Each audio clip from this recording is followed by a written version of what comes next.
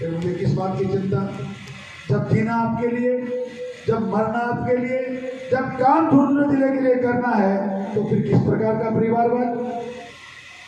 आप इस बात का भरोसा कर सकते हैं, आपका छोटा आपका बड़ा भाई, कि भारतीय जनता पार्टी का सिपाही कहीं किसी का अपमान कर नहीं सकता, कहीं किसी का सम्मान कर नहीं सकता। मैं क्षत्रिय समाज का सम्मान उतना ही करता हूँ जितना ब्राह्मण समाज का, मैं ब्राह्मण समाज का सम्मान उतना ही करता हूँ जितना दलित समाज का। मेरे लिए गुर्जर समाज, सैनी समाज, जाट समाज, यादव समाज, हर एक समाज, क्योंकि समाजों की बात भारतीय जनता पार्टी के लोग नहीं करते। हम तो सनातन संस्कृति के लोग हैं, हमारा सबका एक ही धर्म है, एक ही मजहब, एक ही समाज है। ये सारे के सारे खेल राजनीति करने वाले लोग रच रहे हैं और उनको इस बात का एहसास हो गया है। वो मानने लगे हैं कि मोदी जो कहता है वो करता है, और मोदी कहता है वो करता नहीं है। मित्रों, मोदी मानव है ही नहीं, मोदी तो देवता है। आप सोचो, हमारी संस्कृति में, हम जिस संस्कृति को मानने वाले लोग हैं, उसमें मानव में देवता पैदा होता है।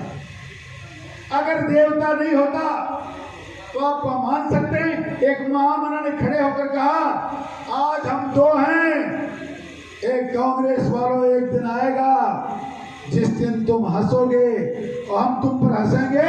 इस लोकसभा में मात्र भारतीय जनता पार्टी की कमल के फूल ही खिलेंगे। ऐसा हुआ कि नहीं हुआ? ऐसा हो रहा कि नहीं हो रहा है? तो फिर देवता किसको कहते हैं? भाई क्यों पूछते हो, क्यों मंदिर में जाते हो? बाबूलिया बाबा, तेरे नारियल चढ़ाता हूँ, मेरे को जिता देना, मेरे को पास करा देना, मेरी दुकान बढ़िया चला देना, देवता ही है ना। तो फिर अटल बिहारी वाजपेयी देवता कैसे नहीं हुआ, जिसने 20 साल पहले भविष्यवाणी कर दी? 20 साल पहले कह दिया सूरज निकलेगा, सूरज निकलेगा, अंधेरा छटेगा, कमल खिलेगा। कमल खिल रहा है, अंधेरा छट चुका है, हिंदुस्तान संसार का बादशाह बनता जा रहा है, ये देश दुनिया का सिरमौर बनता जा रहा है। इसके उदाहरण आप सबके सामने हैं। 5-6 महीने पहले रूस और यूक्रेन के युद्ध में जब हमारी बहन बेटियां वहां परेशानी में आ गई, जीवन पर खतरा मंडराने लगा, माताओं ने कहा, पिता ने कहा, मोदी जी बच्चे मौत के मुंह में हैं, कुछ करिए। मोदी जी ने चाइना जैसी शक्ति से बात की, अमेरिका जैसे लोग महान देशों से बात की, कोई मदद नहीं कर पाया। और उस महामना ने एक शब्द जब टेलीफोन उठा के कहा, ए रूस वालों, ए यूक्रेन वालों, समझ लो, मेरे बच्चे 48 घंटे में सीमा पर सुरक्षित अगर नहीं पहुंचे, गोली तो दूर, पटाखा अगर रूस और यूक्रेन में चल गया तो तुम इस लायक नहीं बचोगे फिर चल पाओ। ये हुआ।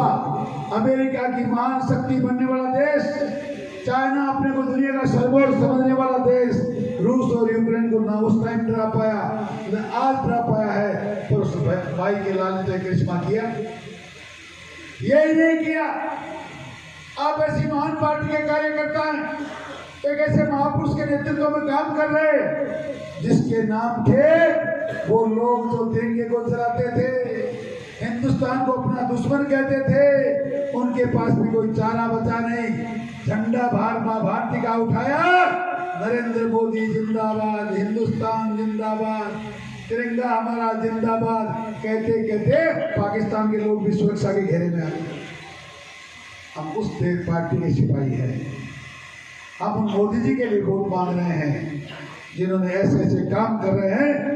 G20 का सम्मेलन आपने देखा, मुझे इंग्लैंड जाने का मौका भी मिला है, मैंने जापान भी देखा है, मैं जर्मनी भी गया हूँ। वो लोग जो गिरजाघर में जूता पहन के जाते हैं, अपने धार्मिक आराध्य देवों के पास जूता पहन के जाते हैं, माँ भारती के सामने मोदी की आंखें देख के नंगे पांव जाके नतमस्तक होते हैं। जिन्होंने जिंदगी में कभी हाथ जोड़ना सीखा नहीं, जिन्होंने 200 साल हमको गुलाम बनाया, आज वो मोदी जी के चरण छूते हैं। इसलिए मैं मोदी जी के लिए वोट मांग रहा हूं। कार्यकर्ता बंधु, हमारा सीना गर्व से फूल जाना चाहिए कि हम भारतीय जनता पार्टी के सिपाही हैं। और वो लोग जो रात दिन धोखा दे रहे, कभी लोन माफ करने का धोखा, कभी नहर लाने का धोखा, मेरा मानना है कि सनातन संस्कृति को मानने वाले कार्यकर्ता के सामने ये गद्दार या भानुमति के कुत्ते की सरकार का सिपाही या उसका कार्यकर्ता हमारे सामने वोट मांगने की हिम्मत करता कैसे है, मैं जानना चाहता हूँ। आज मैं आपके पिलाने के बहुत से गांव में गया, लोगों से चर्चा की, मैंने कहा मुझे बताओ तो सही वोट डालते क्यों?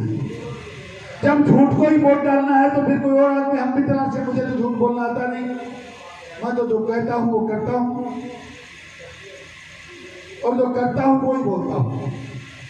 एक बात और बता दूं मित्रों, मेरी बेबाक बोलने की, स्पष्ट बात करने की आदत है। कुछ लोग इसको घमंड कहते हैं, मुझे पता नहीं घमंड होता क्या है। मैं तो इतना जानता हूँ कार्यकर्ता मित्रों से, मेरे परिवार को विश्वास दिलाना चाहता हूँ। मैं तो अलबेला एक पैदा हुआ हूँ, गरीब किसान की झोपड़ी में पैदा हुआ हूँ। मेरा जज्बा है जनता की सेवा करना।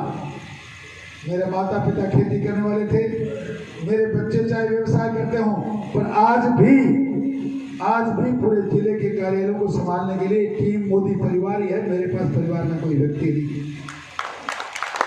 फिर दावे के साथ कह रहा हूं, भगवान ना करे कुछ भी हो जाए, मेरा बलिदान भी हो जाए, मैं याद रहूं नहीं तो भी आप अगर सर्टिफिकेट लेके मेरे बच्चों के पास जाओगे, तुम्हारे पिता चले गए, आ जाओ एमपी की सर्टिफिकेट दे देंगे तुमको, तो खाली हाथ लौटना पड़ेगा, वो उसको ग्रहण नहीं करेंगे। फिर मुझे किस बात की चिंता? जब जीना आपके लिए, जब मरना आपके लिए, जब काम ढूंढने जिले के लिए करना है, तो फिर किस प्रकार का परिवारवाद, इस प्रकार का स्वार्थ?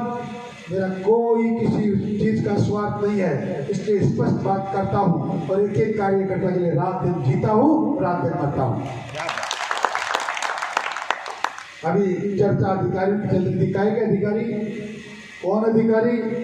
अधिकारी प्रजातंत्र में ईमानदार कार्यकर्ता का नौकर होता है, वो चाहे कलेक्टर हो, वो चाहे एसपी हो, और चाहे कितना भी बड़ा हो, क्योंकि ये जनता की गाड़ी कमाई का जो टैक्स है उसे उनको तनख्वाह मिलती है। ये तो एक रचना है प्रजातंत्र की, ये तो एक व्यवस्था है चलाने की। बस यही है इस ब्यूरोक्रेसी, ये पॉलिटिशियन पे इसलिए हावी होगी कि पॉलिटिशियन ने ही हाथ करना शुरू कर दिया। कोई माई का लाल, कोई ब्यूरोक्रेट राजनेता को और चुने हुए जनप्रतिनिधि को कभी जिंदगी में कुछ ललकार नहीं सकता, उसको कुछ कोई कह नहीं सकता।